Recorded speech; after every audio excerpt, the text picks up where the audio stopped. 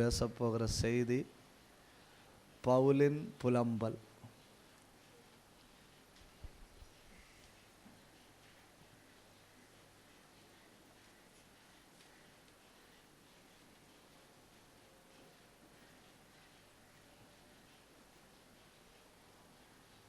சொல்லுங்க. இவ்வளோ சத்தமாக பேசாங்க, மெதுவாக பேசுங்க. பவுலின் புலம்பல், அதாக நாம் தியானிக்க போகிறது. இந்த பவுலை நம்ம எப்படி வேணாலும் படிக்கலாம். பைபிளில் ஒரு பெரிய சப்ஜெக்ட் ஆக்கும் பவுல். பவுலின் ஜபங்கள் அப்படி வேணா என்ன செய்யலாம், படிக்கலாம். பவுலின் ஜபம், பவுலின் ஜபத்தை எப்படியெல்லாம் படிக்கலாம். நான் டைரியில் எங்கே எழுதி வச்சுருந்தேன். ஒரு வார்த்தை சொல்லிட்டு முன்னே போகிறேன், அப்போ உங்களுக்கு அது பிரயோஜனமாக இருக்கும். பவுலின் ஜபங்களை எப்படியெல்லாம் படிக்கலான்னு பாருங்கள். உலகத்தில் ரொம்ப பிஸியானவன் ஜபிக்கிறான். உலகத்தில் ரொம்ப பிஸியானவன் ஜபிக்கிறான். பவுல் ரொம்ப பிஸியாக இருக்கிறான், ஆனால் என்ன பண்ணுறான், ஜபிக்கிறான். அப்புறம் சுவிசேஷத்துக்காக ஒரு பலி, வான பலியாக வார்க்கப்படுகிறேன் அப்படின்னு சொல்கிறான். அவ்வளோ பலியான வாழ்க்கை வாழ்கிறவனு என்ன செய்கிறான், ஜபிக்கிறான். 24 மணி நேரம் பிரசங்கம் பண்ணிகிட்டே இருக்கிறான், அப்போ என்ன செய்கிறான், ஜபிக்கிறான். நிருபங்களை எழுதி கொண்டே இருக்கிறான், அப்போ என்ன செய்கிறான், ஜபிக்கிறான்.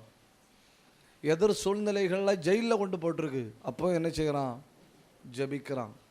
இப்போ ஜபிக்கணும் அப்படின்னு நினச்சா ஜபிக்க வாய்ப்புகள் உண்டு. பவுலின் ஜபங்கள் அப்படின்னு வேணால் நம்ம படிக்கலாம்.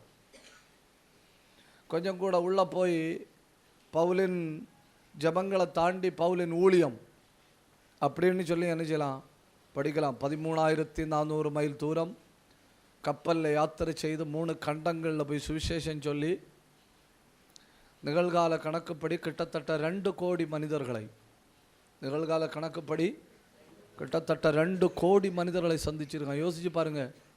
இன்னைக்கு மாதிரி ஒரு இடத்துல போனால் இவ்வளவு ஜனங்களை அன்னைக்கு என்ன செய்ய முடியாது, பார்க்க முடியாது. 830 கோடி 840 கோடி மக்கள் தொகை இன்றைக்கி இருக்கிறதுனால இன்றைக்கி ஒரு சின்ன கிராமத்துக்குள்ளே போனாலும் 10,000 பேர் என்ன செய்யலாம், பார்க்கலாம். அன்றைக்கி அப்படி இல்லை. அப்படிப்பட்ட சூழ்நிலையில் கிட்டத்தட்ட 2 கோடி பேரை சந்தித்திருக்கிறான் சுவிசேஷத்துக்காக. அதெல்லாம் நம்மளை உடைக்கணும், அதெல்லாம் நம்மளை என்ன செய்யணும், உடைக்கணும். 50, 60, 75 வருஷம் இந்த பூமியில் வச்சு நமக்கு தேவையானது எல்லாம் தந்து நம்ம நினைக்கிறத விட நம்மளை நல்லா நடத்துகிறாரு. பிரச்சனை என்னென்னா ஒரு ஆளை கூட நம்ம என்ன செய்கிறதில்ல, சந்திக்கிறதில்ல. ஒரு ஆளை கூட நம்ம சந்திக்கிறதில்ல. அவன் தன்னுடைய ஆயுசில் 2 கோடி மனிதர்களை சந்தித்தான். பவுலின் ஊழியம் அப்படின்னு சொல்லி படிக்கலாம். அப்புறம் பவுலின் தாழ்மை அப்படின்னு சொல்லி என்ன செய்யலாம், படிக்கலாம். பவுலின் தாழ்மை அப்படின்னு சொல்லி படிக்கலாம். பவுலின் தாழ்மை அப்படின்னு சொன்னால் அந்த எபேசியர் 3ஆம் அதிகாரம் 8வது வசனத்தை பாருங்க.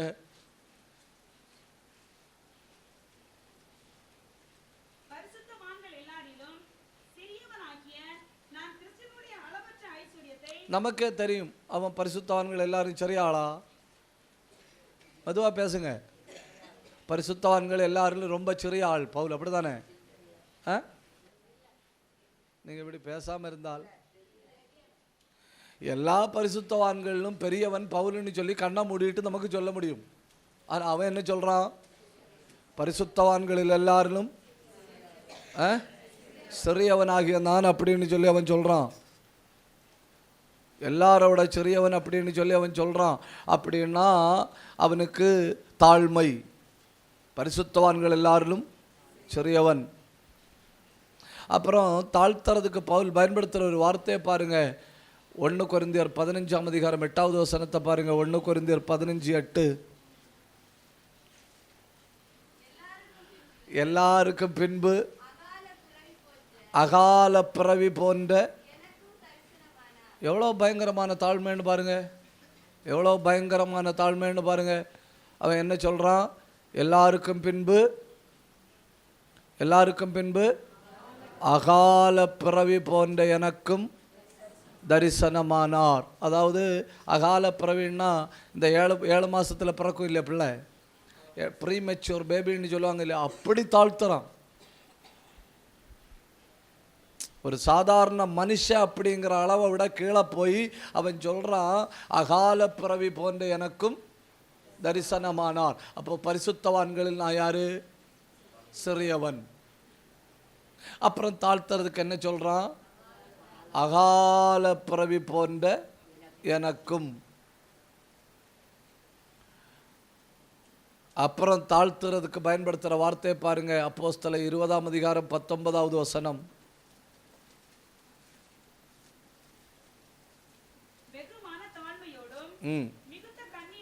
வெகு மனத்தாழ்மை.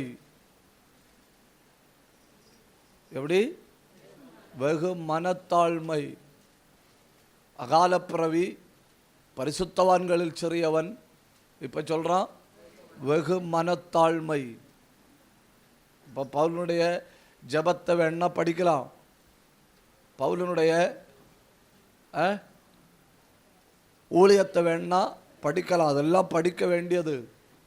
பவுலனுடைய தாழ்மை வேணா படிக்கலாம்.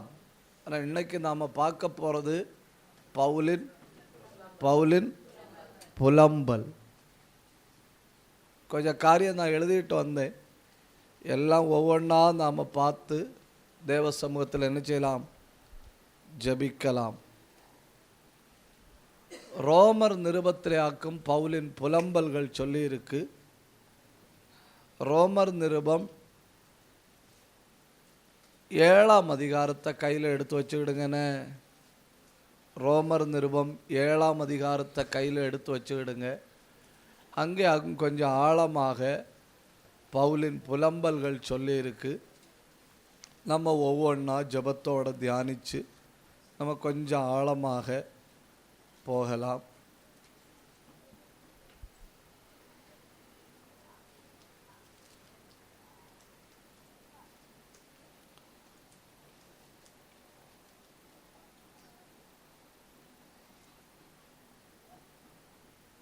ரோமர்கள் நிருபம்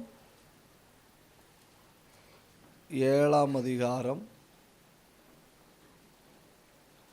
14வது வசனம். மேலும் நமக்கு தெரிந்திருக்கிறபடி நியாயப்பிரமாணம் ஆவிக்குரியதாய் இருக்கிறது, நானோ பாவத்திற்கு கீழாக விற்கப்பட்டு மாம்சத்துக்குரியவனாய் இருக்கிறேன்.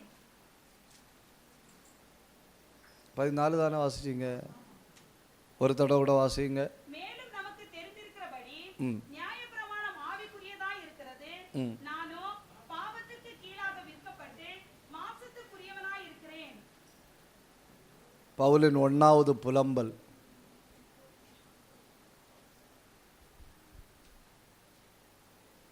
என்ன சொல்லி புலம்புறாரு? யாராவது சொல்லுங்க, திங்க் பண்ணுங்க, சும்மா திங்க் பண்ணுங்க, வேற பிரச்சனை ஒன்றும் இல்லை இல்லையா?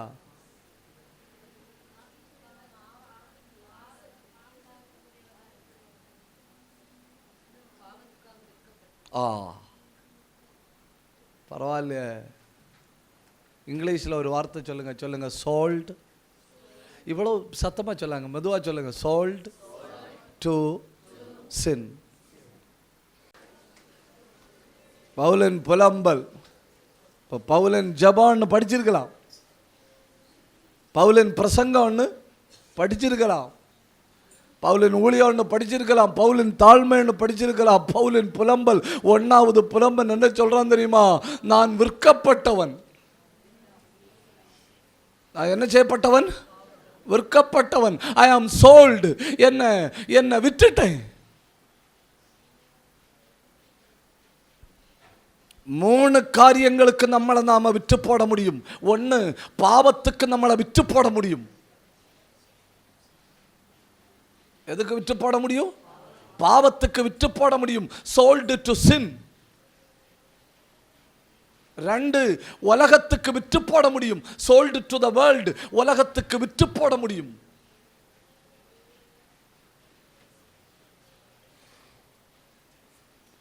3, தேவனுக்கென்று நம்மளை விட்டு போட முடியும். தப்புதான், உங்கள்கிட்ட சொன்னது தப்புதான். எதுக்கெல்லாம் விற்க முடியும்? பாவத்துக்கு விற்க முடியும், உலகத்தை விற்க முடியும், தேவனுக்கு விற்க முடியும். கொரிந்தியருக்கு நிருபம் எழுதும்போது பவுல் சொல்றாரு, நீங்கள் உங்களுடையவர்கள் அல்ல, நீங்கள் விலைக்கு வாங்கப்பட்டவர்கள். நீங்க யாருடையதல்ல, உங்களுடையது அல்ல, நீங்கள் யார்? விலைக்கு வாங்கப்பட்டவர்கள். இவ்வளவு பெரிய வெளிப்பாடு உள்ளவன். அதாவது பவுலினுடைய வெளிப்பாடின் ஆழத்தை நீங்க அறியணும்னா, பவுலின் வெளிப்பாடினுடைய ஆழத்தை நீங்க அறியணும்னா, நான் நினைக்கிறேன், நான் இப்படி நினைக்கிறதுல தப்பில்லைன்னு நினைக்கிறேன். ஒரு தடவை பரலோகத்துக்கு போனான். பரலோகத்தில் போனப்போ ஜீவ புஸ்தகத்தை திறந்து காட்டி கொடுத்துட்டாரு. எதை? ஜீவ புஸ்தகத்தை திறந்து பவுலுக்கு காட்டி கொடுத்தாரு. பிலிப்பியர் 4ஆம் அதிகாரம் 3வது வசனத்தை நீங்க வாசிச்சா தெரியும். பவுல் சொல்றாரு, என் உத்தம கூட்டாளியே,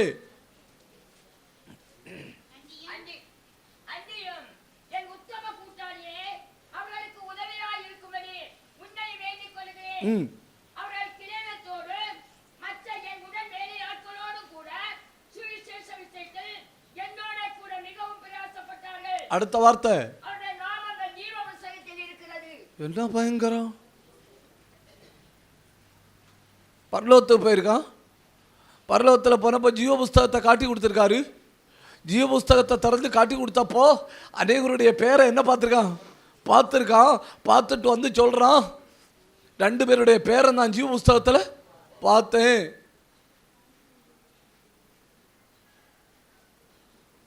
இதுக்கு மேலே என்ன வெளிப்பாடுன்னு நீங்களே சொல்லுங்க. பரலோகத்தில் போய் ஜீவ புஸ்தகத்தை பார்த்து அதில் யாருக்கு பேர் இருக்குன்னு பார்த்துட்டு வாரதை விட பெரிய வெளிப்பாடு என்ன இந்த பூமியில் உண்டு? நமக்கு நம்மளே போமான்னு மெதுவா பேசுங்க, சாத்தான் கேட்ட போகிறான். நம்மளே போமான்னு தெரியல. அது சில ஆட்கள் எல்லாம் ஜெபிக்கிறது, உம்முடைய பரலோக ராஜ்யத்தில் ஒரு தூப்பு வேலைக்காவது என்ன கொண்டு போகணும். எதுக்காவது? ஆமாம், பரலோகத்தை பெருக்காவது என்ன செய்யணும், கொண்டு போகணும். அவன் சொல்கிறான், நான் பரலோகத்தில் போனேன், ஜீவ புஸ்தகத்தை பார்த்தேன், ஜீவ புஸ்தகத்தில் உங்கள் சர்ச்சில் உள்ள 2 பேருக்கு பேரை பார்த்தேன்னு. அப்படிதானே சொல்கிறேன்? அப்படிதானே? வாசிங்க, அந்த கடைசியில் என்ன வாசிங்க. அந்த 2 பேரையும் வாசிங்க. கிளமந்து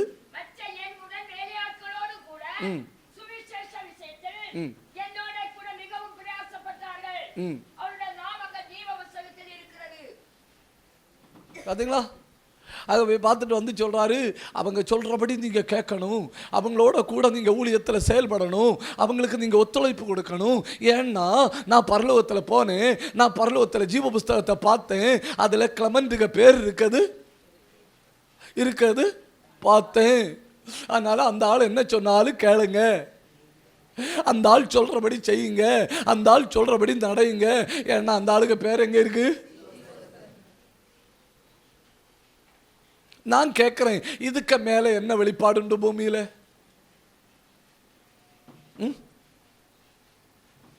உன்னதமான தெய்வத்தினுடைய சமூகத்தில் இருக்கிற அந்த ஜீவ புஸ்தகத்தில் யார் யாருக்கு பேர் இருக்குன்னு பார்க்கறத விட பெரிய வெளிப்பாடு பூமியில் என்ன உண்டுன்னு கேட்டேன்.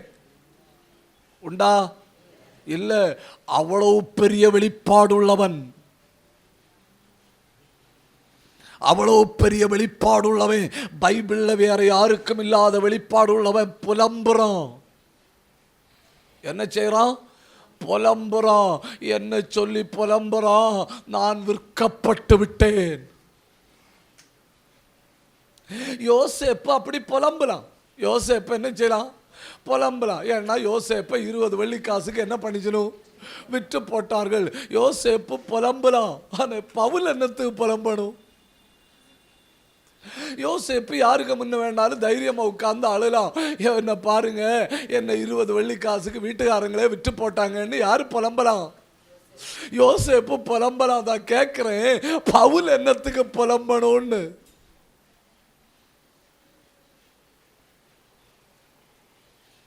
இப்போ இவரதான் விலைக்கு வாங்கிட்டேன்னு வைங்க, இவரதான் விலைக்கு வாங்கிட்டேன். இவருக்கு ஆசை உண்டு, இவர் சர்ச்சுக்கு போகிற ஆள், இவர் ஜபிக்கிற ஆள், இவர் கல்யாணம் பண்ண ஆள், எத்தனை பிள்ளைகள்? 2 பிள்ளைகள் உள்ள ஆளு. இப்போ நான் இவரை விலைக்கு வாங்கிட்டா இவர் யார் சொல்றபடி தான் கேட்க முடியும்? நான் சொல்றபடி தான் கேட்க முடியும். ஏன்னா காசு கொடுத்து விலைக்கு வாங்கினேன். நான் ஓட சொன்னா ஓடணும், நான் ஆட சொன்னா ஆடணும், நான் விழ சொன்னா விழணும், நான் எழும்ப சொன்னா எழும்பணும். ஏன்னா காசு கொடுத்து வாங்கினது யாரு? நான். இதுதான் யோசேப்புக்கு நிலை. இதுதான் யோசேப்புக்கு நிலை. ஏன்னா யோசேப்பா காசு கொடுத்து வாங்கியாச்சு. அதனால அவன் சொல்றதெல்லாம் யோசேப்பு செஞ்சுதான் ஆகணும். ஆனா பவுல் எப்படின்னு கேட்கிறேன். வேற யார் இப்படி புலம்பினாலும் நமக்கு பிரச்சனை இல்லை. ஏன்னா அவங்க எல்லாம் விழுந்து விழுந்து எழும்புகிறார்கள், எழும்பி எழும்பி விழுகிறார்கள். பவுல் அப்படி இல்லை. ரட்சிக்கப்பட்டதிலிருந்து ஒரே திசையில பயணம் செய்து கொண்டிருக்கிறான், ஒரே நோக்கத்தோட பயணம் செய்து கொண்டிருக்கிறான், ஒரே தரிசனத்தோட பயணம் செய்து கொண்டிருக்கிறான். அவன் இந்த பக்கம் அந்த பக்கம் கூட திரும்பல. அதனாலேயாக்கும் 3ஆம் வானமருக்கு எடுத்துக்கொண்டு போய் பரலோகத்தை அவனுக்கு காட்டி கொடுத்து, அவன் பரப்போகிற ராஜ்யத்தை காட்டி கொடுத்து, அந்த ராஜ்யத்தில் இருக்கிற ஜீவ புஸ்தகத்தை அவனுக்கு காட்டி கொடுத்தார். அவ்வளவு பெரியவன் அப்படின்னு சொன்னா நம்ம தலைக்குள்ள யோசிக்கிறத விட பெரிய ஆள். அவ்வளவு பெரிய ஆள். ரோமர் 7ஆம் அதிகாரத்தில் உள்ளுக்குள்ள கிடக்கிறதெல்லாம் புலம்புறாரு. உள்ளுக்குள்ள கிடக்கிறதெல்லாம் அந்த 7ஆம் அதிகாரம் மொத்தம் புலம்புறாரு. புலம்பும்ப என்ன சொல்றாரு தெரியுமா? ஒரு ஒரு ஒரு ஒரு 24வது வசனத்தில் உங்களுக்கு தெரியும். புலம்பும்ப சொல்றாரு, ஐ ஆம் அன்டன். ஐ ஆம் அன்டன்.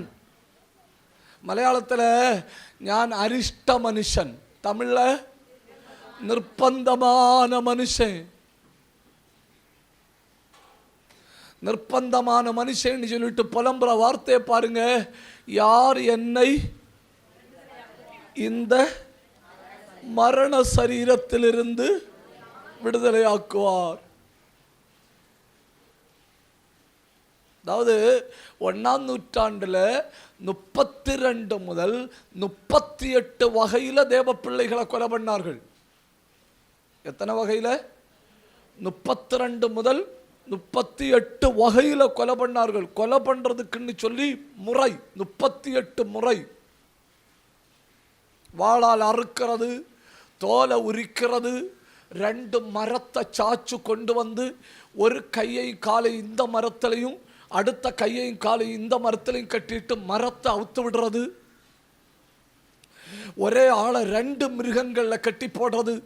ஒரு காலை ஒரு குதிரையிலையும் அடுத்த காலை அடுத்த குதிரைக்கும் கட்டி போட்டு ஓட விடுறது.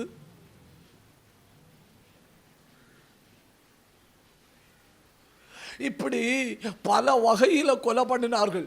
பல வகையில் கொலை பண்ணார்கள். 38 வகை கொலை.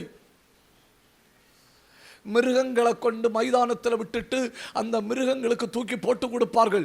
அந்த 38 வகை கொலையில் மிக கொடிய கொலை. மிக கொடிய கொலை என்னன்னு கேட்டா, சுவிசேஷம் சொல்ற ஒரு ஆளை பிடிப்பாங்க. சுவிசேஷம் சொல்ற ஒரு ஆளை பிடிப்பாங்க. பிடிச்சு ஒரு 3-4 நாளைக்கு முன்னே இறந்து போன ஒரு சடலத்தை எடுப்பணும்.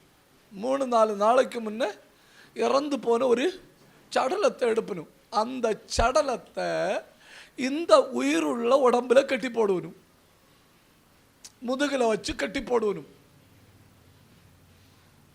அந்த சடலம் இந்த உயிருள்ள உடம்புல கட்டி போடப்பட்டிருக்கு. கட்டி போட்டுட்டு விடுவனும். அவ்வளோதான் தண்டனை. அவ்வளோதான். கையெல்லாம் கட்டப்பட்டிருக்கு. பின்னால் அந்த சடலம், அந்த சடலத்தை தூக்கிட்டு இந்த உயிருள்ள மனுஷன் நடக்கணும். அந்த சடலத்தை தூக்கிட்டு இந்த உயிருள்ள மனுஷன் நடக்கணும். இப்போ என்ன ஆகும் தெரியுமா? சடலத்தில் புழு பிடிக்கும். சடலத்தில் புழு பிடிக்கும். சடலத்தில் புழு பிடிச்சு உயிருள்ள மனுஷனுக்கு காதுக்குள்ள ஏறும். சடலத்தில் புழு பிடிச்சு உயிருள்ள மனுஷனுக்கு மூக்குக்குள்ள ஏறும். அதனால பவுல் புலம்புறார், ஆண்டவரே எனக்கு எந்த மரணம் தந்தாலும் பரவாயில்லை, என்ன நீர் எப்படி கொலை பண்ணாலும் பரவாயில்லை, என்ன அந்த மரண சரீரத்தோட கட்டி போட்டு என்ன மரண சரீரத்தோட கட்டி போட்டு கொலை பண்ண வேண்டாம், அதுல இருந்து என்னை எப்படியாவது விடுவிக்கணும்னு புலம்புறாரு. அதை வாசிக்கும்போது நான் ஒரு செகண்ட் யோசிச்சு பார்த்தேன். நம்ம எல்லாம் உயிருள்ள ஆட்கள், உயிரோடு தான் இருக்கிறோம். கை அசையுது, கால் அசையுது, உடம்பு அசையுது. ஆனால் என்ன, பாவம் கொஞ்சம் கொஞ்சமாக நம்மளை சாப்பிடுது. தேவையில்லாத காரியத்தை யூடியூப்ல பார்க்கும்போது பாவம் கண்ணை சாப்பிடுது. தப்புதான், உங்கள்கிட்ட சொன்ன தப்புதான். தேவையில்லாத காரியத்தை காதுல கேட்கும்போ காதை பாவம் சாப்பிடுது.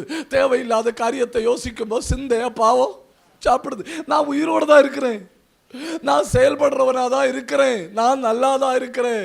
ஆனா பாவம் என்ன செய்யுது, சாப்பிடுது. அப்போ பவுலின் புலம்பல் என்ன சொல்லி புலம்புறாரு, நான் விற்கப்பட்டேன். என்ன சொல்லி புலம்புறாரு, நான் விற்கப்பட்டேன். ரட்சிக்கப்பட்டவனை எங்க கண்டாலும் கொல்லும்படி உத்தரவை கையில வாங்கிட்டு நடந்த சவுல், வீடுகள் தோறும் பட்டணங்கள் தோறும் சபைகள் தோறும் நுழைந்து தேவ பிள்ளைகளை வேதனைப்படுத்தின பவுல், கிடைக்கிறவங்களை எல்லாம் கொண்டு ஜெயிலில் வச்ச பவுல் சொல்றாரு, அது ஒன்றும் நான் அறிஞ்சு செய்யல, அது ஒன்றும் தான் அறிஞ்சு செய்யல. அது செய்த காலத்துல நான் பாவத்துக்கென்று விற்கப்பட்டு போனேன். எப்படி போனேன், பாவத்துக்கென்று விற்கப்பட்டு போனேன். அதனால நான் இப்படி செய்கிறேன்னு எனக்கு தெரியல, நான் தப்பு செய்கிறேன்னு எனக்கு தெரியல. ஒரு அளவு வரதான் பரிசுத்த தேவ பிள்ளைகளே, ஒரு அளவு வரதான் பாவம் செய்யும்போ பாவம் செய்கிறேங்கிற உணர்வு நமக்கு வரும். தப்புதான், உங்கள்கிட்ட சொன்ன தப்புதான். பாவம் செய்யும்போ பாவம் செய்கிறேங்கிற உணர்வு நமக்கு வரும். ஒரு அளவை தாண்டிட்டோம்னா பாவம் செஞ்சாலும் பாவம் செய்கிற உணர்வு நமக்கு வராது. உதாரணம் சொல்லித்தாரேன். ஒரு கப்பு தண்ணி எடுத்து கையில் பிடிச்சா வெயிட்டா இருக்குமா? வெயிட்டா இருக்காது.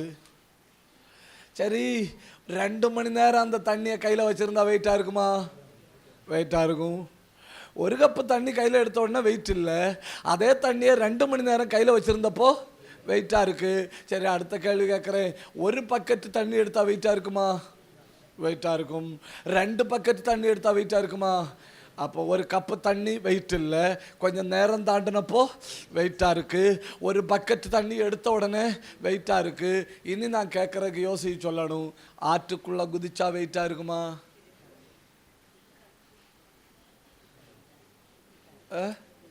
அவ்வளவு தண்ணி கிடக்கு, மொத்தமே தண்ணி, வெயிட்டா இல்லை. இதுதான் பாவத்துக்கு தன்னை விற்றவனுடைய நிலை. தப்புதான், உங்கள்கிட்ட சொன்ன தப்புதான். இதுதான் பாவத்துக்கு தன்னை விற்றவனுடைய நிலை. ஒரு கிளாஸ்ல எடுத்து கொஞ்சம் நேரம் வச்சிருந்தோம் வெயிட்டு தெரிஞ்சு, 2 பக்கெட்ல எடுத்தோம் வெயிட்டு தெரிஞ்சு.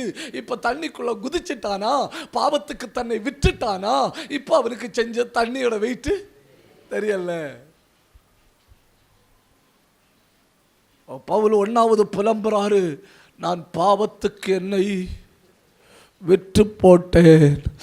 ஒரு நிமிஷம் கையை உயர்த்தி பிடிங்க, நல்லா உயர்த்தி பிடிங்க, உயர்த்தி பிடிச்சு ஜபிங்க. நம்மளால் இதுதானே செய்ய முடியும். ஊக்கமாக ஜபிங்க. பாவத்துக்கென்று தங்களை விட்டு போட்ட சிலரை கர்த்தர் தொடும்படி ஜபிங்க. ஜபிங்க. ஒருவேளை உங்க வீட்டில் உங்க சந்ததி உங்க குடும்பத்துக்குள்ள ஒரு பயங்கரமான ஜபம், பாபா கத்தரபா ரியாத்தரபா அல்ஹந்தரபா உடந்தரபா பிரௌடபத்தரபா அப்படிப்பட்டவர்கள் உணர்வு அடைவார்களாக, அப்படிப்பட்டவர்கள் தொடப்படுவார்களாக. நூற்றுக்கணக்கில் பாவத்துக்கென்று தங்களை விட்டு விட்டு போட்டவர்கள் அதில் இருந்து கரை ஏறி வருவார்களாக. ஊக்கமா ஜபிங்க, போராடி ஜபிங்க. உங்க ஜபம் பயங்கரமா இருக்கு, இது செயல்பட போகுது. இனி அந்த 2 கையா தட்டி,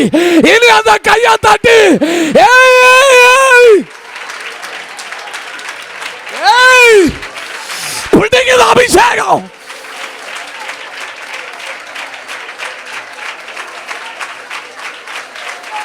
பிடிக்குது.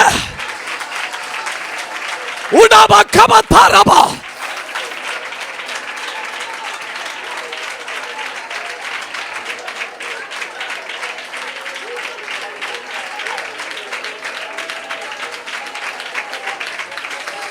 அந்தல் கமனகதுனி அந்தரா ஊடாபா தூரபா சக்கரபா.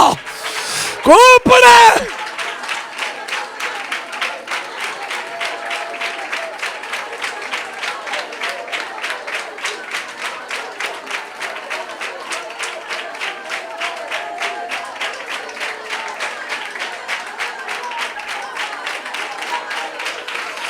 பயங்கர மகிமை, பயங்கர மகிமை.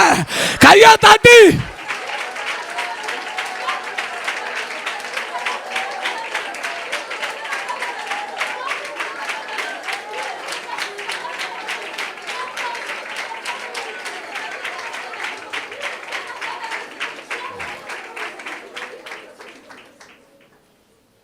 ஒன்னாவது புலம்பல், நான் விற்கப்பட்டவன்.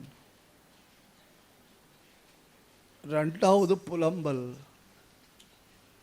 ரோமர் 9:1-2.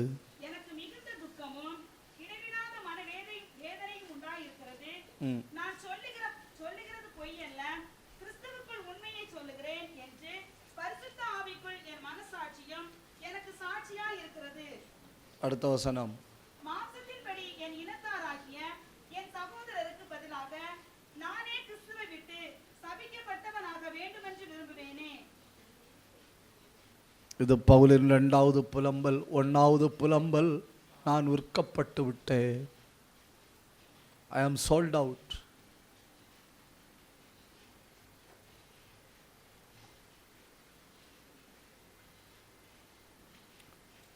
நீங்க என்ன பாருங்க, நீங்க ஒரு கடை வச்சிருக்கிறீங்க. நீங்க ஒரு கடை, அதில் ஒரு செல்ஃபில் 10 சோப்பு வச்சுருக்கீங்க. நீங்கள் டக்குன்னு வேற ஒரு ஆளை உட்கார வச்சுருந்தீங்க கொஞ்ச நேரம். அடுத்து நீங்கள் அந்த கடையில் போய் அந்த ட்ராயில் பார்க்கும்போது சோப்பு இல்லைன்னா அதுக்கு அர்த்தம் என்ன? அதை விட்டுருக்கு, அதை விட்டுருக்கு. கர்த்தர் உங்களை வச்ச இடத்துல உங்களை காணலைன்னா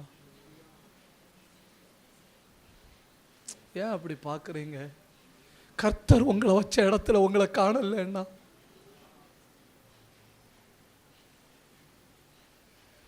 ஒரு ஜப உயரத்துல தானே நம்மளை வச்சிருக்கு, ஒரு அபிஷேகத்தின் உயரத்துல தானே நம்மளை வச்சிருக்கு. உலக மனுஷனை போல நம்மளை வைக்கல இல்லையா?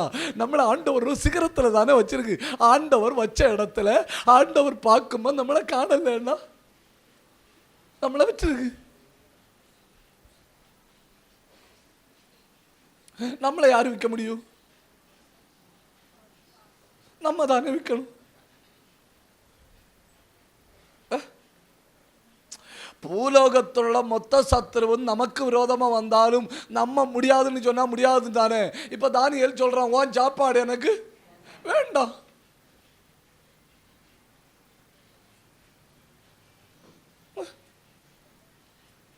நீ 1000 சட்டம் போட்டாலும் உன் சாப்பாடு எனக்கு வேண்டாம்னா வேண்டாம். இவனை கொல்ல முடியுமே ஒழிய இவனை சாப்பிட வைக்க முடியாது. ஏன்? அவன் தேவனுக்கு கண்டு விற்கப்பட்டவன். அவன் சொல்றான், நான் எனக்கு கிடையாது, நான் ஏற்கனவே என்ன விட்டுட்டேன். யாருக்கு விட்ட? ஆண்டவருக்கு விட்டேன்.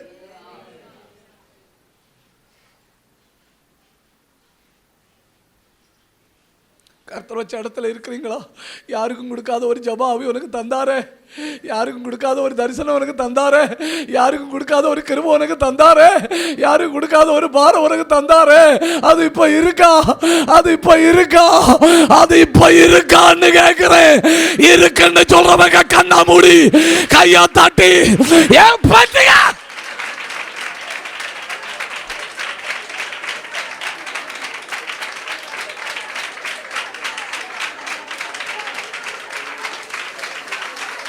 பயங்கர அபிஷேகம், சபைக்குள்ள பயங்கர அபிஷேகம், பயங்கர தேவ பிரசன்னம்.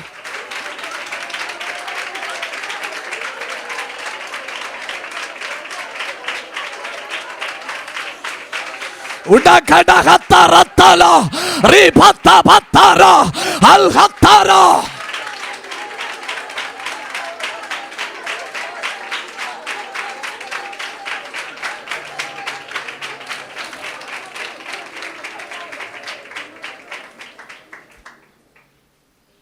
பவுலின் 1வது புலம்பல், நான் விற்கப்பட்டவன். 2வது புலம்பல், அது ஒரு பயங்கரம். பார்த்தீங்களா? இடைவிடாத மனதுக்கம். எனக்கு இடைவிடாத மிகுந்த துக்கம். ஏன்? 3வது வசனத்தில் சொல்றாரு, நான் பரலோகத்துக்கு தயாராயிட்டேன், நான் பரலோகத்துக்கு போவேன். ஏன்னா போய் பார்த்துட்டு வந்தேன், போய் பார்த்துட்டு வந்தேன், ஆனாலும் நான் போவேன். ஆனா என் இனத்தார், என் சொந்தக்காரங்க பாதாளத்தில் போய் வேதனைப்படுவாங்களேன்னு நினைக்கும் போ எனக்கு மிகுந்த துக்கம். ஆனால் நம்ம அந்த இடத்துல நேர ஆப்போசிட்டாக இருப்போம். நம்ம போய் சேருவோன்னு தெரிஞ்சிட்டோன்னா ஹல்லேலூயா ஜெய்.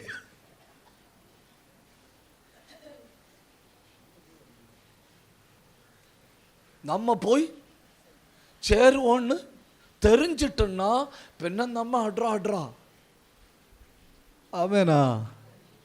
இந்த பக்கம் ஆமேன் ரொம்ப கம்மியாகுது. ஆமேனா? ஆமேனா? இந்த பக்கம் ஆமேனா? தான் போவேன் அப்படின்னு தெரிஞ்சிட்டு, தான் போவேன் அப்படின்னு தெரிஞ்ச அப்புறம் ஒரு வார்த்தையை பயன்படுத்துறாரு. பார்த்தீங்களா நீங்க? மாம்சத்தின்படி என் இனத்தார். மாம்சத்தின்படி நான் பரலோகத்துக்கு போவேன், என் மாம்சத்தில் பாதி பேர் பாதாளத்தில் போகணும். அதை நினைச்சா எனக்கு எப்படி இருக்கு தெரியுமா? மிகுந்த துக்கம். ஆனால் நான் இப்படி ஜபிக்கிறேன், என்ன பாதாளத்தில் தள்ளும், அவங்கள எல்லாம். அதாவது இதை விட பாரமுள்ள வார்த்தை ஜெபம் பண்ணக்கு இல்லை. இதை விட பாரமுள்ள வார்த்தை ஜெபம் பண்ணக்கு இல்லை. அப்படின்னா என்ன பாதாளத்தில் தள்ளிட்டாவது அவர்களை. உங்களுக்கு தெரியுமா? இதே ஜெபத்தை மோசே பண்ணாரு. அவர்களை இரட்சியும், ஜீவ புஸ்தகத்திலிருந்து என் பேரை. பின்ன அவங்களுக்கு தெரியுது அவங்க பேர் ஜீவ புஸ்தகத்தில் இருக்குன்னு. நீங்க ஒத்துழைக்கவில்லை. அவங்களுக்கு தெரியுது என்ன அவங்க பேரு ஜீவ புஸ்தகத்தில் இருக்குன்னு. நமக்கு இதுவரை அந்த வெளிப்பாடு. அந்த வெளிப்பாடு மட்டும் நமக்கு கிடைச்சுன்னு வைங்க, பின்ன 100 பேர் நம்மளை பிடிச்சாலும்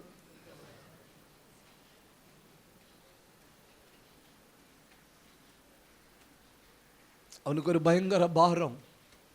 என் இனத்தார், என் இனத்தார் பரலோத்து போகட்டும், அதுக்காக நான் எங்கே போக தயாராக இருக்கிறேன். உங்களுக்கு தெரியுமா நான் என் வாழ்க்கையில் ரொம்ப பிரசங்கம் பண்ண சபைகளில் இதுவும் ஒன்றாகும். தெரியுமா உங்களுக்கு? அதனால் இந்த சபையில் வரும்போதெல்லாம் நான் என்ன நினைப்பேன் தெரியுமா? வளர்ச்சி எதிர்பார்ப்பேன். வளர்ச்சி. 1 மணி நேரம் ஜெபிக்கிறாள், 2 மணி நேரம் ஜெபிக்கணும். 2 மணி நேரம் ஜெபிக்கிறாள், 4 மணி நேரம் ஜெபிக்கணும். நான் வளர்ச்சி எதிர்பார்ப்பேன். நான் சும்மா விதைச்சிட்டு போகிற ஆள் இல்லை, நான் அறுவடை எதிர்பார்த்து விதைக்கிற ஆள். நான் சும்மா மீட்டிங் கூப்பிட்டாங்க அதனால் போய் பேசணும் அப்படி உள்ள ஆளே கிடையாது. நான் சும்மா கூப்பிட்டதுக்காக போய் பேசுகிற ஆள் கிடையாது.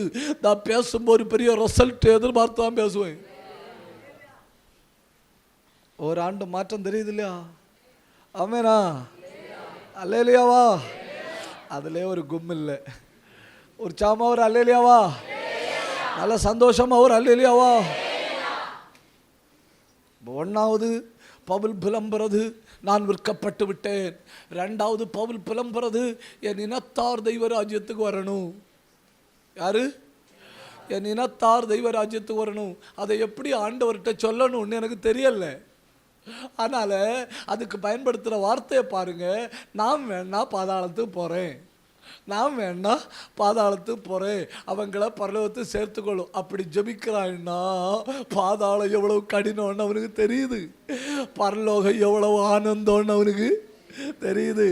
இதை ரெண்டும் அறிஞ்சதுனால இப்படி சொன்னாலாவது ஆண்டவர் கேட்பாரு, இப்படி சொன்னாலாவது ஆண்டவர் அவர்களை ரட்சிப்பாரு அப்படின்னு சொல்லிட்டு சொல்றான்.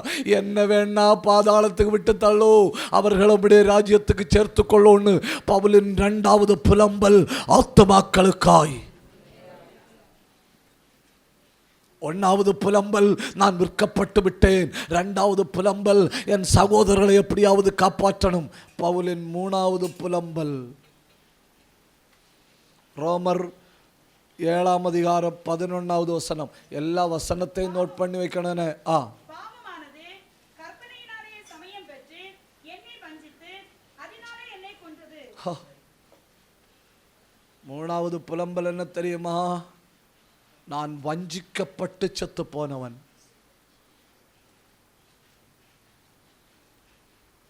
எப்படி? மெதுவா மெதுவா பேசுங்க. சிம்சோனை எல்லாம் யாரும் கொல்ல முடியாது. சிம்சோனை எல்லாம் கொல்ல முடியாதுங்கிறத விடுங்க, அவனை கொல்றதை பற்றி யோசிக்கவே முடியாது. அவன் பக்கத்தில் போக முடியாது. பின் அவன் எப்படி கொல்லப்பட்டான்? சிம்சோன் வஞ்சித்து கொல்லப்பட்டவன். எப்படி கொல்லப்பட்டவன்? வஞ்சித்து கொல்லப்பட்டவன். ஆபேல் எப்படி கொல்லப்பட்டான்? வஞ்சித்து கொல்லப்பட்டவன்.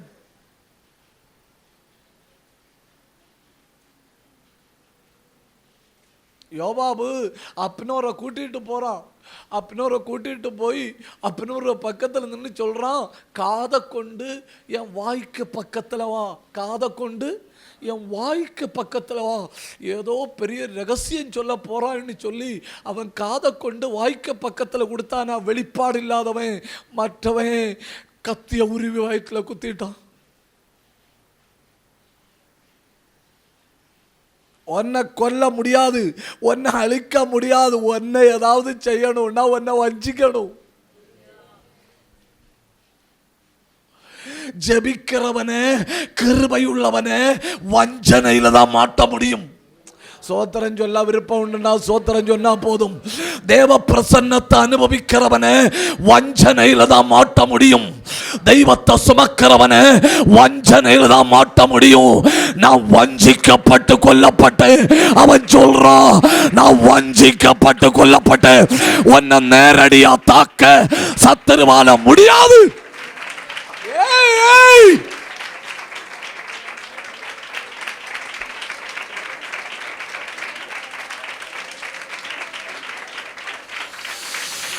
ரெண்டு நிமிஷம் வஞ்சிக்கிற ஆவிகளை வெட்டுங்க.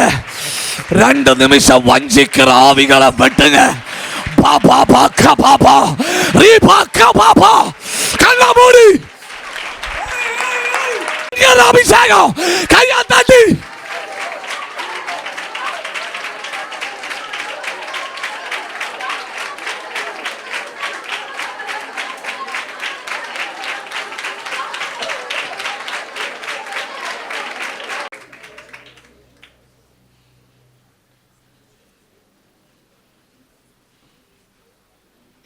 உங்களை சத்துரு ஏதாவது செய்யணும்னா, உங்களை சத்துரு ஒன்றும் செய்ய முடியாது. இருந்தாலும் ஏதாவது செய்யணும்னா முதல்ல என்ன செய்வான்? வஞ்சிப்பான்.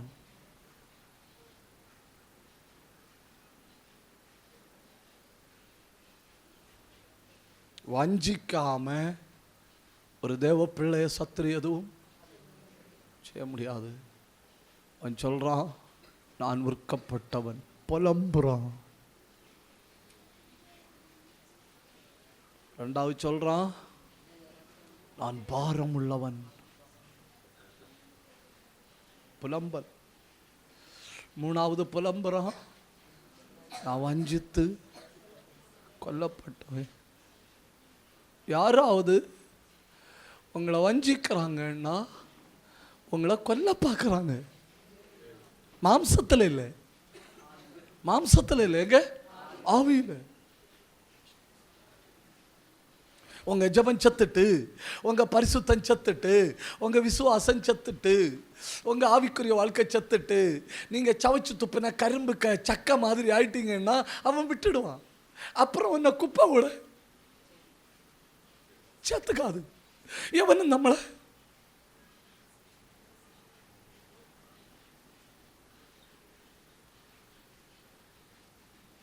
தேவ பிள்ளைகளை ஒன்றும் செய்ய முடியாதுன்னு சாத்தானுக்கு நல்லா தெரியும். தேவ பிள்ளைகளிடத்தில் நேரடியாக மோத முடியாதுன்னு சாத்தானுக்கு நல்லா தெரியும். அதனால் அவன் என்ன செய்வான்? வஞ்சிப்பான். வஞ்சிக்கிறதற்காக, கொல்லுவதற்காக. மறுபடியும் மறுபடியும் நான் சொல்கிறேன், சரீரத்தில் சத்துரு நம்மளை கொல்ல மாட்டான். சரீரத்தில் நம்மளை கொன்றுட்டா சத்துருவுக்கு லாபம் இல்லை.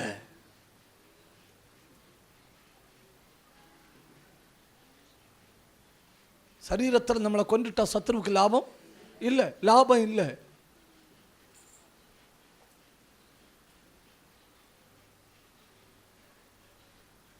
என்ன சத்துரு அழிக்கணும்னு நினைச்சாங்கன்னு வைங்க, என்ன மாம்சத்தில் கொல்லுவானா?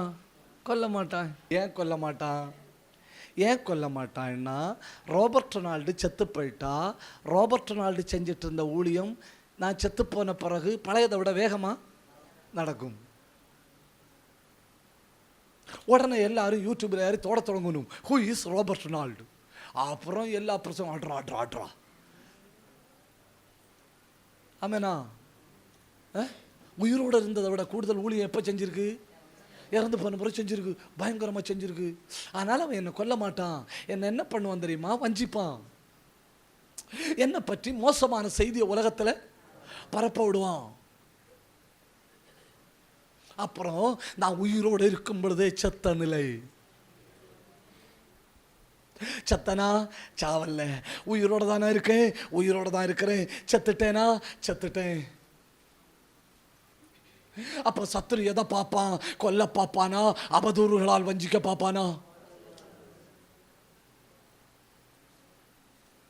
ஏன் அப்படி முறைச்சு கொண்டே இருக்கிறீர்கள்?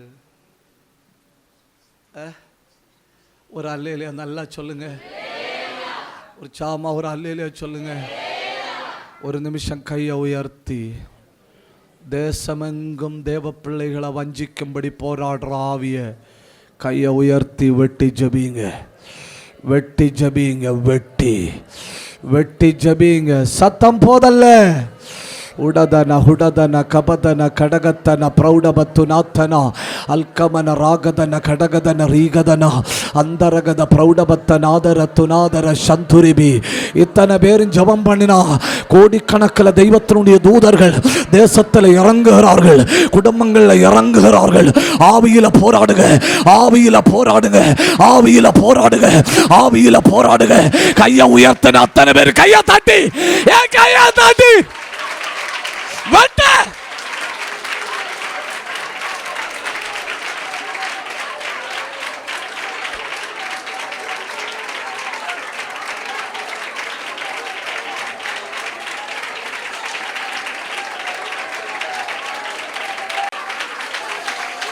உடகடக ரிகடக துரகடகல் கமனகது நீ அந்தராதியா.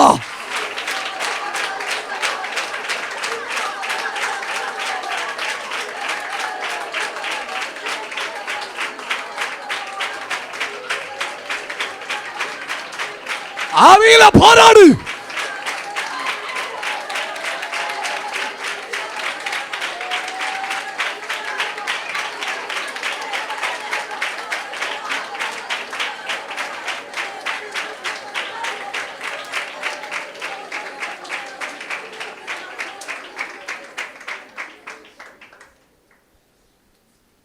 நான் வஞ்சித்து ஒன்னா சொல்லுங்க. பவுலின் புலம்பல் ஒன்று, நான் விற்கப்பட்டவன், நான் பாரப்பட்டவன், வஞ்சித்து கொல்லப்பட்டவன். 4வது புலம்பல பாருங்க, 7ஆம் அதிகாரம் 23வது வசனம். ஆகிலும் என் மனதின் பிரமாணத்துக்கு விரோதமாய் போராடுகிற வேறொரு பிரமாணத்தை என் அவயவங்களில் இருக்க காண்கிறேன். அது என் அவயவங்களில் உண்டாயிருக்கிற பாவ பிரமாணத்துக்கு என்னை சிறையாக்கி கொள்ளுகிறது. நான் சிறை வைக்கப்பட்டவன்.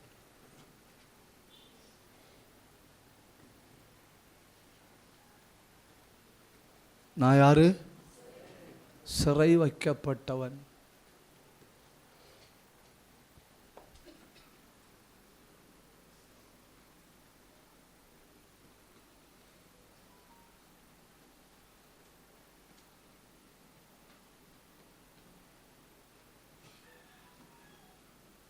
ஐ ஆம் இம்ப்ரிசன்டு.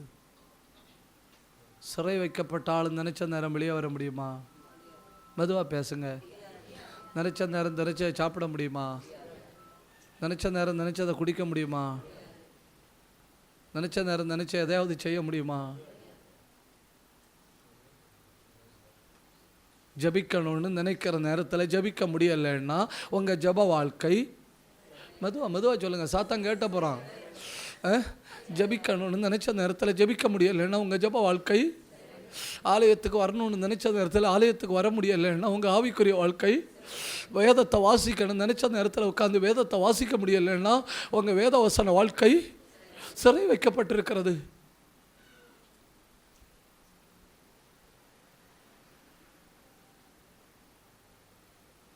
இந்த கேரளாவில் ஓப்பன் பிரிசன் உண்டு. ஓப்பன் பிரிசன், திறந்து கிடக்கிற ஜெயில். அந்த திறந்து கிடக்கிற ஜெயிலில் நான் பிரசங்கம் பண்ண போயிருக்கேன். அங்கே அந்த சேப்பல், அங்கே பிரசங்கம் பண்ண போகும்போது எப்படி ஒரு 100-200 கைதிகள் வருவார்கள். 100-200 கைதிகள் வருவார்கள். அங்கே நின்று பிரசங்கம் பண்ணும்போது பிரசங்கம் பண்ணுறது நமக்கு பயமாக இருக்கும். ஏன்னா எல்லாருடைய உடம்புல தழும்புகள், வெட்டு குத்து தழும்புகள். ஓப்பன் பிரசனில் பிரசங்கம் பண்ண போனேன். பிரசங்கம் முடிச்சுட்டு அப்படி கிளம்பணும், உட்கார்ந்துருக்கிற ஒரு சகோதரர் வந்தார். ஒரு சகோதரர் வந்து என்கிட்ட, உங்கள் வீடு அருமனையான்னு கேட்டார். தான் சொன்னேன், ஆமாம். அவருக்கு வீடு இருக்கிற இடத்த எனக்கு சொன்னார். நான் சொன்னேன், அந்த இடம் எனக்கு தெரியும், அந்த இடம் எனக்கு தெரியும். அப்புறம் இடம் தெரிஞ்சதுனால கொஞ்சம் நேரம் பேசினார். கொஞ்சம் நேரம் பேசினப்போ ஒரு காரியம் சொன்னார் என்கிட்ட. அந்த ஓப்பன் பிரசனுக்குள்ளே சுவிசேஷம் சொல்ல ஆட்கள் போவாங்க. போய் ஞாயிற்றுக்கிழமை ஈவினிங் எல்லாம் சுவிசேஷம் சொல்லுவாங்க. அவர் என்கிட்ட சொல்கிறாரு, நான் உள்ளே வந்து ஞானசானம் எடுத்தேன். உள்ளே வந்து பரிசுத்தாவியை பெற்றேன். உள்ளே வந்து ஞானசானம் எடுத்தேன். உள்ளே வந்து பரிசுத்தாவியை பெற்றேன். இருக்கிறதுங்க.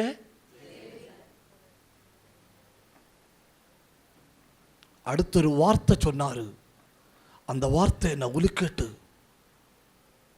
அவர் சொன்னார், ஜெயிலில் இருக்கிற நான் நல்லா இருக்கிறேன், என் வீட்டுக்காரங்க அவங்க ஜெயிலில் இருக்கணும்னு தெரியாமலே ஜெயிலில் கிடக்கணும்னு. உங்களுக்கு புரியல இல்லையா? உங்களுக்கு புரியல. அவங்க ரட்சிக்கப்படலை, அவங்க ஞானசானம் எடுக்கலை, அவங்க பரிசுத்தாவியை பெறல. இந்த ஆள் ஜெயிலுக்குள்ளே போய் ஞானசானம் எடுத்தாச்சு, பரிசுத்தாவியை பெற்றாச்சு, இருக்கிறது ஜெயிலில். ஆனால் சுதந்திரமாக இருக்கிறாரு. வீட்டுக்காரங்க சுதந்திரமாக இருக்கணும்னு நினைக்கணும். வீட்டுக்காரங்க எப்படி நினைக்கணும்? எங்கள் கையில் சங்கிலி இல்லை, காலில் சங்கிலி இல்லை, சுதந்திரமாக இருக்கிற நினைச்சு எப்படி இருக்கணும்? ஜெயிலில் இருக்கணும். உடனே எனக்கு ஒரு காரியம் கிளிக்காச்சுன்னு, அந்த ஆள் இருக்கிறது 4 சுவர்னால் கட்டப்பட்ட ஜெயில், வீட்டுக்காரங்க இருக்கிறது கண்ணால் காண முடியாத ஜெயில். ஆமேனா? அந்த ஆள்கிட்ட ஈஸியாக நம்ப வைக்கலாம். நீ ஜெயிலில் இருக்கேன்னு சொல்லி நம்ப வைக்கலாம். ஏன் நம்ப வைக்கலாம்? 4 சுவர் இருக்கு. ஆனால் அவருக்கு வீட்டுக்காரர்கிட்ட போய் நீங்கள் ஜெயிலில் இருக்கிறேன்னு சொன்னால் நம்மளை விடுவணுமா? விடணுமான்னு கேட்டேன், பதில் இல்லை. விட மாட்டாங்க. ஏன் விட மாட்டணும்? அவங்களுக்கு 4 சுவர் ஜெயிலு. இதே தான் நம்மளும். சிறை வைக்கப்பட்டிருக்கிறோம் 4 சுவருக்குள் அல்ல.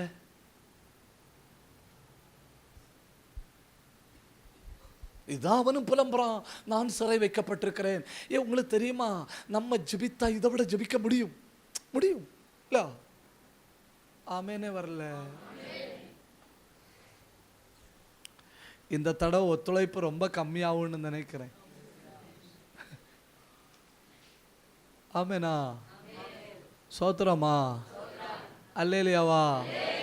நம்ம ஜெபிச்சா இதை விட ஜெபிக்க முடியும். நம்ம பாடுனா இதை விட பாட முடியும். நம்ம ஆவியில நிரம்பினா இதை விட ஆவியில நிரம்ப முடியும். ஆனா ஒரு எல்லையை தாண்ட நம்மளால முடியல. ஏன்? காணப்படாத 4 சுவர். அவங்களுக்கு 4 சுவர் இருக்கிறது தெரியுது, நமக்கு 4 சுவர் இருக்கிறது தெரியல.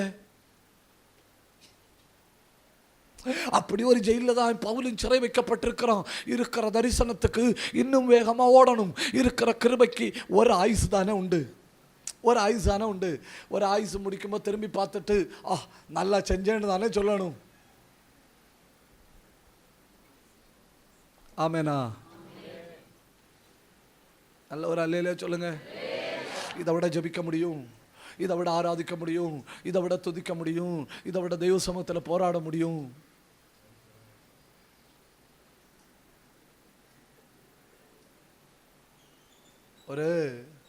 ஒரு மனிதர் ஒரு பிரச்சனையில், அவர் இல்லாத பிரச்சனையில் அவருடைய இடது கையையும் வலது காலையும் வெட்டிட்டணும். இடது கையையும் வலது காலையும் வெட்டிட்டணும். அப்போது வலது காலு முட்டுக்கு கீழே பிளாஸ்டிக்கு, வலது காலு முட்டுக்கு கீழே பிளாஸ்டிக்கு. நான் அவரை பார்த்தேன், அவர்கிட்ட பேசினேன். அவர்கிட்ட பேசினப்போ சில ஆட்கள்கிட்ட எல்லாம் நம்ம பேசணும்னு விரும்புகிறதே ஆண்டவர். அவர்கிட்ட பேசினப்போ அவர் என்னை காட்டி தர்றாரு. அந்த அந்த பிளாஸ்டிக் முட்டு மடக்கிறது, இப்படி மடக்கிறது. அப்படி மடக்கி தந்துட்டு என்கிட்ட சொல்கிறாரு, இந்த முட்டை வச்சு ரொம்ப நேரம் ஒன்றும் முழங்கால நின்று ஜெபிக்க முடியாது, அதனால் 13 மணி நேரம் தான் ஜெபிக்கிறேன்னு.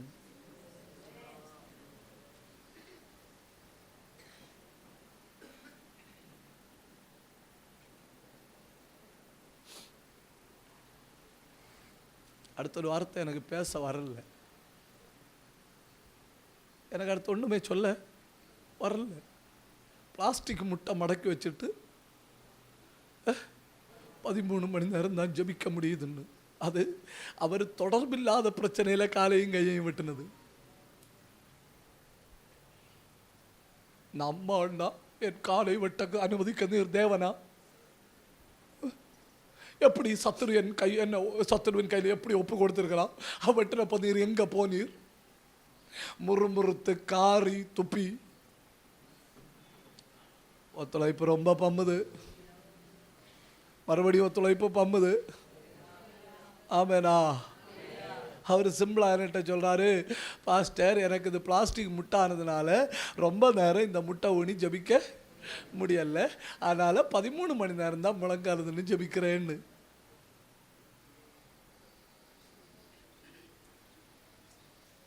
முழங்கால் இல்லாத ஆளு 13 மணி நேரம் முழங்கால நின்று ஜெபிக்குதுன்னு சொன்னேன்.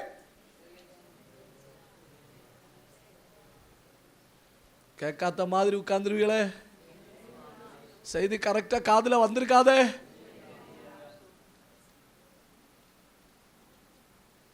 நம்ம அண்ணா யோசி பாருங்க சிஸ்டர், நம்ம அண்ணா மீதி உள்ள காலை எல்லாம் முறுமுறுப்பில் தானே தள்ளியிருப்போம். நம்ம அண்ணா உடைய தூதனை எங்கே அனுப்பியிருந்தீர்? நான் பைபிள் எடுத்துட்டு நடக்குமோ உமக்கு தான் வேணும், என்ன சத்துரு வெட்ட வருமோ உமக்கு தான் வேண்டாம். அடுத்து 25 வருஷம் உயிரோடு இருந்தா 25 வருஷம் என்ன பண்ணியிருப்போம்? முறுமுறுத்து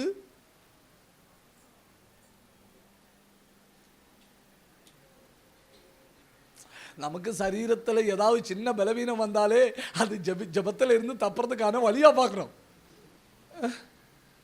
ஜபத்தில் இருந்து தப்புறதுக்கான வழியாக பார்க்குறோம். ஓ காய்ச்சல், அப்போ 3 நாள் ஜெபம் பண்ண வேண்டாம். 3 நாள் ஜெபம் பண்ண வேண்டாம். இடுப்பு வலி 2 நாள் ஜெபம் பண்ண வேண்டாம். உடம்புக்கு முடியலை 5 நாள் ஜெபம் பண்ண வேண்டாம். நம்ம அப்படி பார்க்குறோம். நம்ம அது ஒரு வாய்ப்பாக பார்க்குறோம். அந்த ஆள் நேர ஆப்போசிட்டாக பார்த்தாரு. முட்டை இல்லையா, இல்லாத முட்டை ஊனி, இல்லாத முட்டை ஊனி 13 மணி நேரம். அதாக்கு நான் சொன்னது, நம்ம நினைச்சா இதை விட செயல்பட முடியும். நாம தேவராஜ்யத்தை கொடுத்தா இதை விட கொடுக்க முடியும். நம்மளால இதை விட பாட முடியும். நம்மளால இதை விட சத்தம் போட முடியும். நம்மளால இதை விட செயல்பட முடியும். ஏதோ ஒரு பகுதியில சத்துரு ஒன்ன சிறை வைக்கிறான். ஏய் ஏய் ஏய்,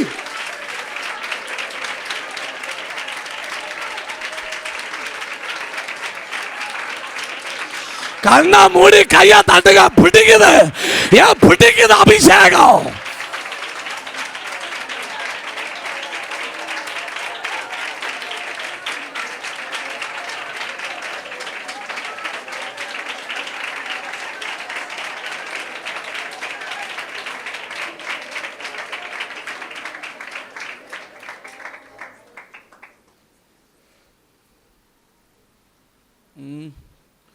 இந்த 4 சுவருடைய ஜெயில், அந்த 4 சுவருள்ள ஜெயிலை நல்லா முழங்கால் நின்று ராத்திரி 12 மணிக்கு 2 பாட்டு பாடி சோத்திரம்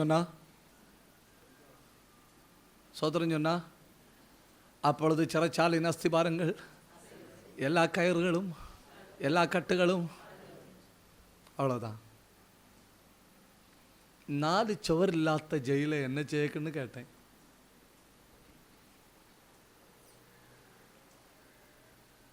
They are imprisoned within the wall.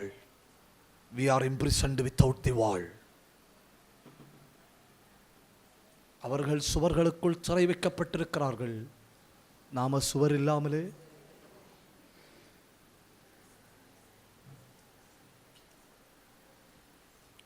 ஜபிக்கணும். ஜபத்துக்கு எல்லை உடைக்கணும்.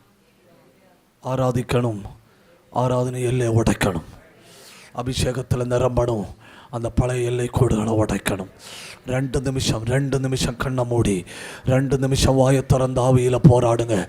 அந்தல் கபா துனியா கல துரிபி ரேலாந்தரிகத்தன பிரௌடப துரிபி. கையை தட்டி உடையுது. கையை தட்டி, ஏன் கையை தட்டி.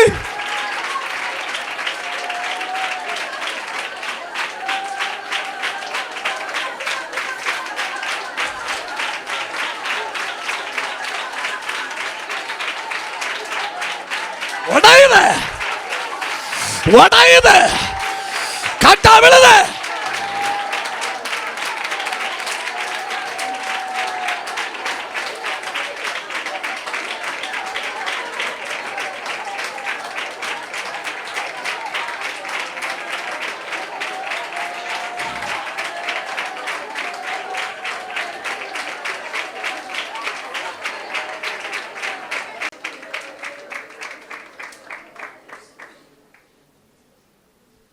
பவுலின் புலம்பல் ஒவ்வொன்றா சொல்லுங்க. 1, நான் விற்கப்பட்டேன் என்று புலம்புறான். 2, நான் பாரப்படுகிறேன் என்று புலம்புகிறான். 3, நான் வஞ்சித்து கொல்லப்படுகிறேன் என்று புலம்புகிறான். 4, நான் சிறை வைக்கப்பட்டேன் என்று புலம்புகிறான். 5, என் அவயவங்களில் போராட பலனில்லை என்று புலம்புகிறான். என் அவயவங்களில் போராட பலன் இல்லை. I don't have strength in my weak body to fight.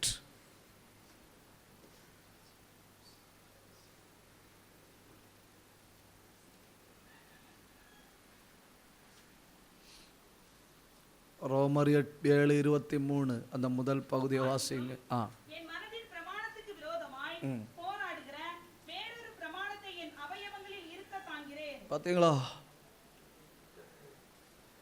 2 பிரமாணத்தை பாருங்க. ஒன்று மனப்பிரமாணம், 2 அவயவ பிரமாணம்.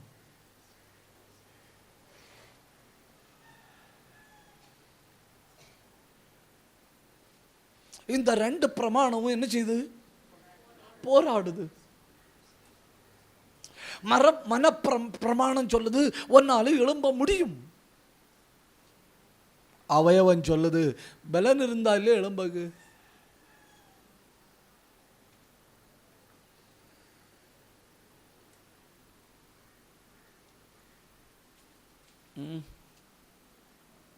ஒத்துழைப்பு ரொம்ப கம்மியாகுது. சோத்திரம் சொல்லி ஒத்துழையுங்கள். ஒரு அல்லேலியா சொல்லுங்க. அந்த அல்லேலியா உற்சாகமா சொல்லுங்க.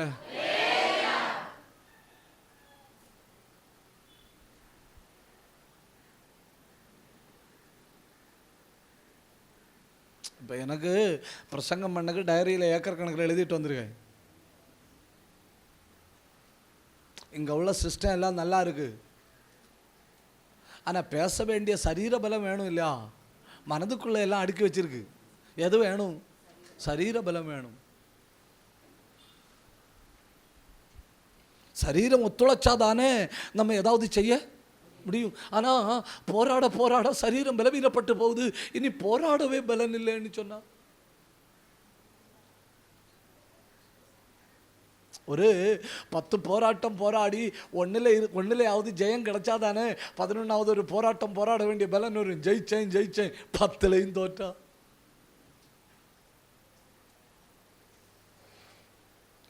நீ ஜபித்த எந்த ஜப குறிப்பில் நீ வெற்றி பெற்றதில்லைன்னு சொன்னா ஆட்டோமேட்டிக்கா ஒரு மனசோர்வு வருது இல்லையா?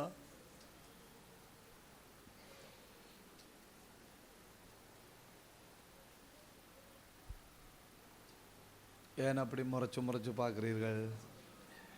நல்ல உற்சாகத்தோட ஒரு அல்லேலூயா சொல்லுங்க.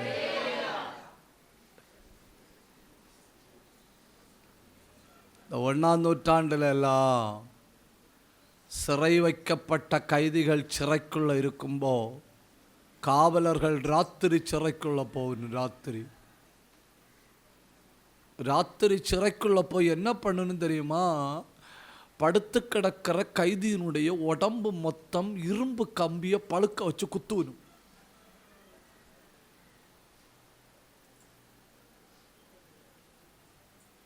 இரும்பு கம்பிய பழுக்க வச்சு குத்துவணும். அந்த வேதனையிலே வாழணும். வெளியே வந்துட்டாரு பவுல். வெளியே வந்துட்டு இந்த குத்து கிடைச்சா பார்க்குறாரு. நான் தூக்கிட்டு இருக்கும்போ குத்துனா பார்த்துட்டு என்ன சொல்றாரு தெரியுமா? கிறிஸ்துவின் அச்சு அடையாளம்.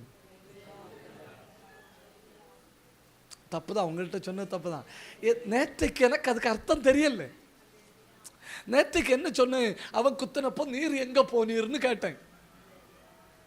நேற்றுக்கு எனக்கு அதனுடைய ரகசியம் தெரியல. அவன் குத்துனப்போ இவர் கண்ணை மூடிட்டு உட்கார்ந்துருக்காரு. இவர்னு சொன்னது கர்த்தர்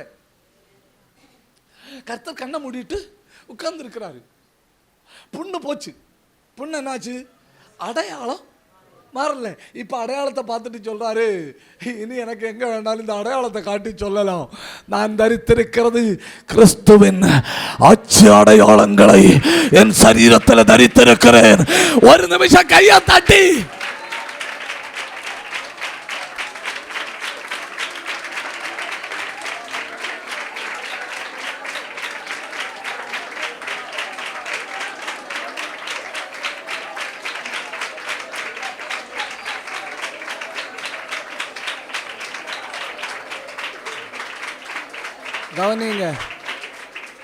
கவனிங்க. நான் சொல்றபடி தமிழ்ல சொல்லுங்க. இன்றைய காயங்கள் நாளைய சாட்சிகள். அப்படின்னா இன்னைக்குள்ள அவமானம் நாளைக்கு சாட்சி. பார்த்து எப்படி அபிஷேகம்.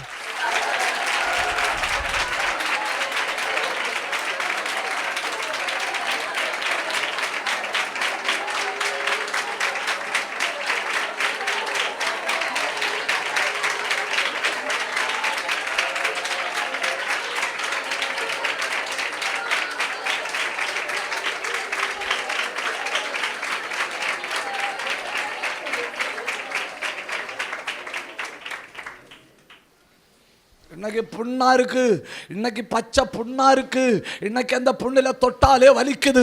ஆனா நாளைக்கு அந்த புண்ணா இருக்காது, தழும்பா இருக்கும். அப்ப காட்டிட்டு சொல்லலாம், இது கிறிஸ்துவின் அச்சு அடையாளங்களை நான் என் சரீரத்தில் தரித்திருக்கிறேன். கையை தட்டி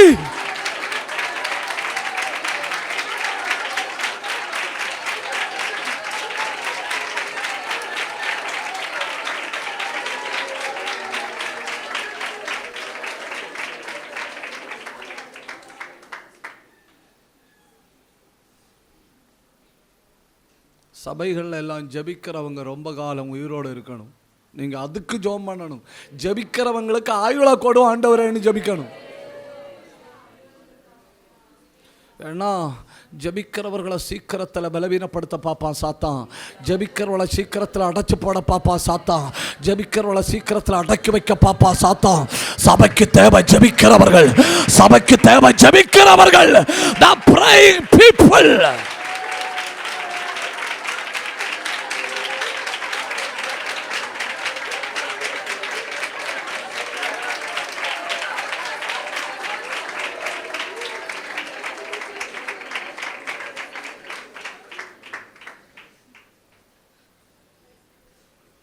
எவ்வளவு போராட பலனில்லை அப்படின்னு சொல்கிற அளவு அவன் என்ன போராடினான் அப்படின்னு ஒரு 5-6 காரியங்களை டக்குன்னு பார்த்துட்டு ஜெபிப்போமா?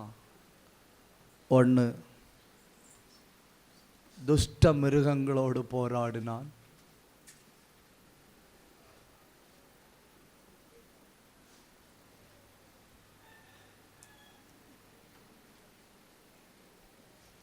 ஒன்று கொரிந்தியர் 15:32.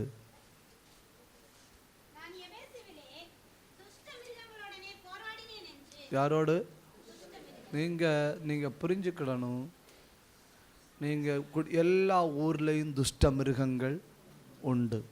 எல்லா ஊர்லேயும் துஷ்ட மிருகங்கள் உண்டு. 10 வீடு ஒரு இடத்துல இருக்குன்னா அந்த 10 வீட்டில் ஒரு வீடு என்னவா இருக்கும்? துஷ்ட மிருகமாக இருக்கும்.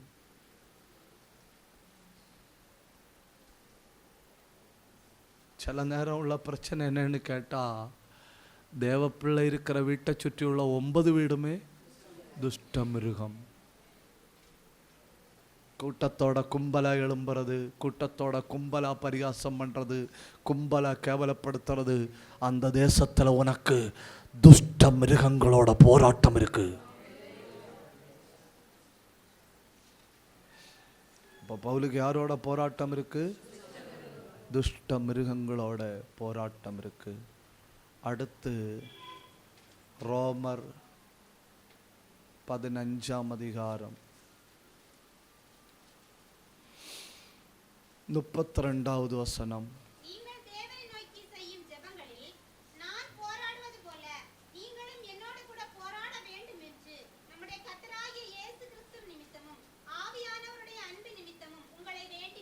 பவுலுக்கு என்ன போராட்டம் இருக்கு? ஜபத்தில் போராட்டம். ஒவ்வொன்றா சொல்லுங்க.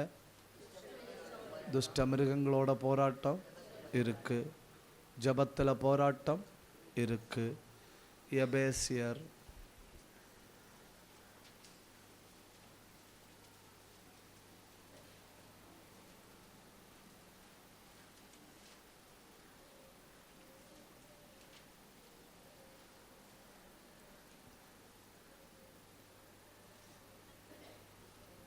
6:11 வசனம். பவுலுக்கு பிசாசின் தந்திரங்களோடு போராட்டம் இருக்கு. ஒவ்வொன்றா சொல்லுங்க. 1, துஷ்ட மிருகங்களோடு போராட்டம் இருக்கு. 2, ஜபத்தில் போராட்டம் இருக்கு. 3, பிசாசின் தந்திரங்களோடு போராட்டம் இருக்கு. 4, சரீர பலவீனத்தோடு போராட்டம் இருக்கு.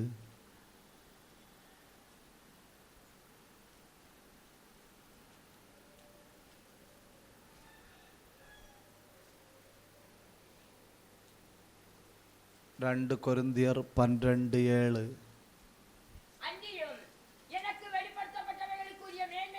போராட்டம். நான் என்னை உயர்த்தாதபடிக்கு என் மாம்சத்திலே ஒரு முள் கொடுக்கப்பட்டிருக்கிறது. என்னை நான் உயர்த்தாதபடிக்கு அது என்னை குட்டும் சாத்தானுடைய தூதனாயிருக்கிறது. சரீர பலவீனத்தோடு போராட்டம் இருக்கு. அடுத்து உள்ளான போராட்டம் இருக்கு.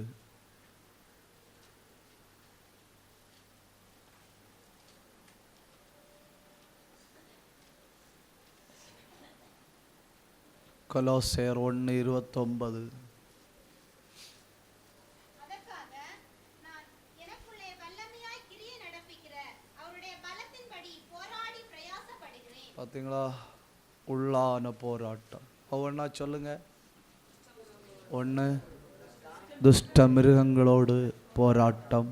2, ஜப போராட்டம். 3, பிசாசின் தந்திரங்களோடு போராட்டம். 4, சரீர பலவீனத்தோடு போராட்டம். 5, உள்ளான போராட்டம். இதெல்லாம் போராடினவனாக்குன்னு சொல்கிறான், எனக்கு அவயவங்களில் பலன் இல்லை.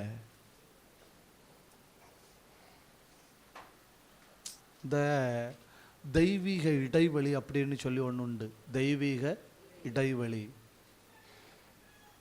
இப்போ யோபுட்ட ஒருத்தன் வந்து சொல்கிறான் இல்லையா, ஒட்டகங்கள் செத்து போச்சுன்னு சொல்லி. அவன் சொல்லிட்டு போனதுக்கும் அடுத்த வாரதுக்கும் இடையில ஒரு கேப்பு. அந்த கேப் என்னத்து தெரியுமா?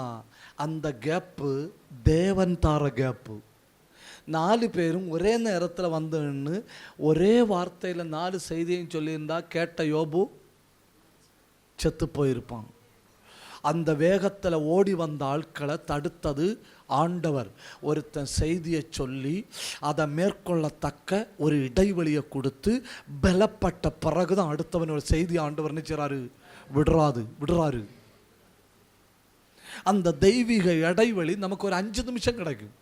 அந்த 5 நிமிஷத்துல அடுத்த ஒரு 24 மணி நேரம் போராட வேண்டிய அபிஷேகத்தை வாங்கிக்கிட்டானோ. புரியலன்னு நினைக்கிறேன். இப்போ ஒரு தெய்வீக இடைவெளி. கையை தாட்டி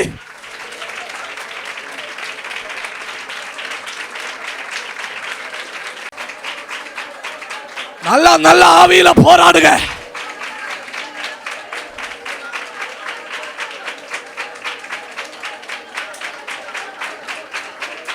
நல்ல அந்நிய பாஷை பேசுங்க. சிலரை பலப்படுத்துகிறார்.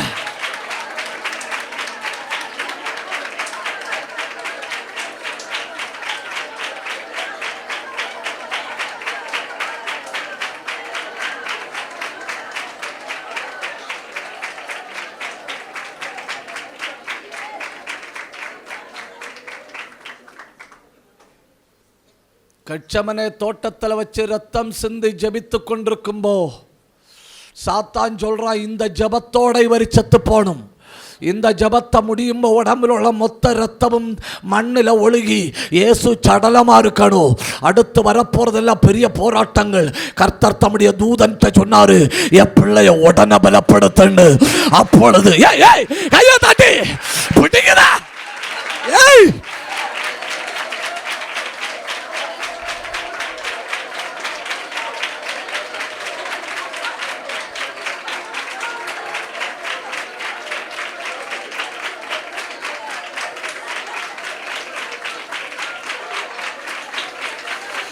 இப்பொழுது இந்த சபைக்குள்ள தெய்வத்தினுடைய தூதன் கையை தட்டி பற்றுக. அத்தா ஹத்தா ஹத்தாரா ரீ பத்தா பத்தாரா உடத்தாரா அல் பந்தாரா ரீ அத்தாரா கையை தட்டி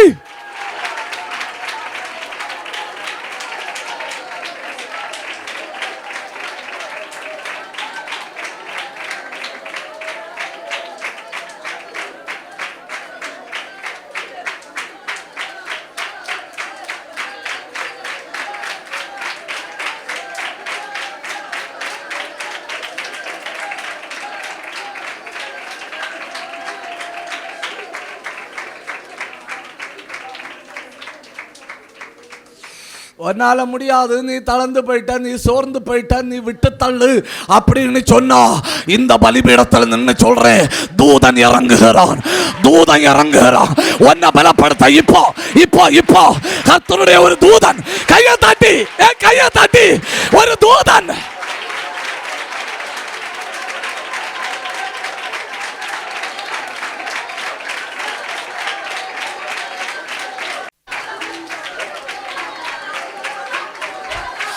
கர்த்தருடைய தூதன் உன் சரீரத்தை தொடறான். கர்த்தருடைய தூதன் உன்னை பலப்படுத்துறான். கர்த்தருடைய தூதன் உன்னை தொடறான். கையை தட்டி பெற்றுக்க. பலமான ஒரு அபிஷேகம்.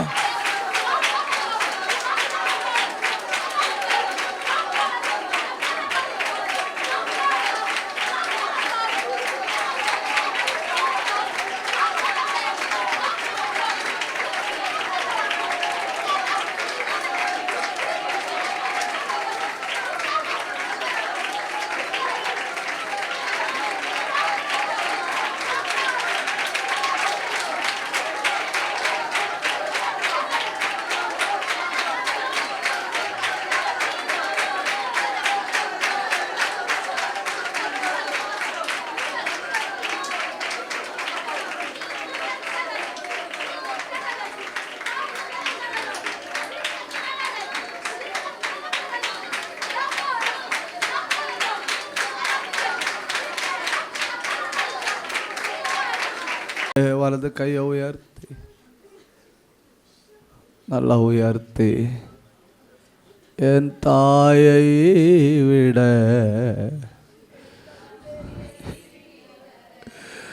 நான் நேசிக்கும் யாரையும் விட, சத்தம் உயர்த்தி, என் தாயை விட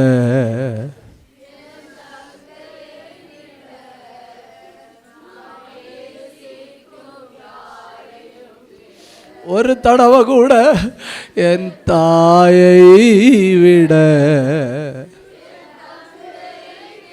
கூப்பிடு,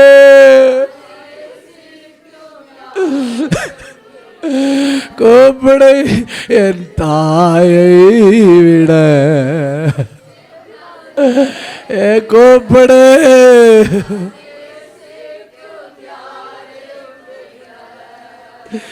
என் தாயை விட. எவ்வளவு சத்தமா கூப்பிட முடியும்? எவ்வளவு வாய திறக்க முடியும்? எவ்வளவு அப்பான்னு கூப்பிட முடியும்? போராட உனக்கு பலந்தாராரு தெய்வத்தினுடைய தூதன் இப்போ சபைக்குள்ள.